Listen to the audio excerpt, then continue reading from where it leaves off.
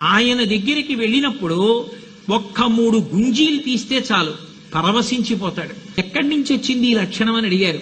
విఘ్నేశ్వరుడు పార్వతీదేవి యొక్క కుమారుడు కనుక శ్రీ మహావిష్ణువుకి మేనల్లుడు అవుతాడు. ఓసారి ఎందుకో వైకుంఠానికి తీసుకెళ్లాడు. మేనల్లుడు కదూ సంతోషంగా తీసుకెళ్లి అక్కడ సుదర్శన చక్రం పెట్టుకున్నాడు. ఇదేమిటో బాగుందని తీసి తొండంలో కింద పెట్టి మింగేశాడు.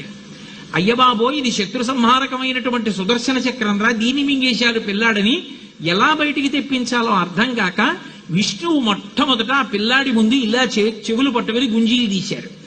గుంజీలు తీస్తే మామయ్య అదేమిటి అంత విచిత్రంగా కిందకి మీదకి ఊగుతున్నామని పడిపడి పకపకా నవ్వాడు.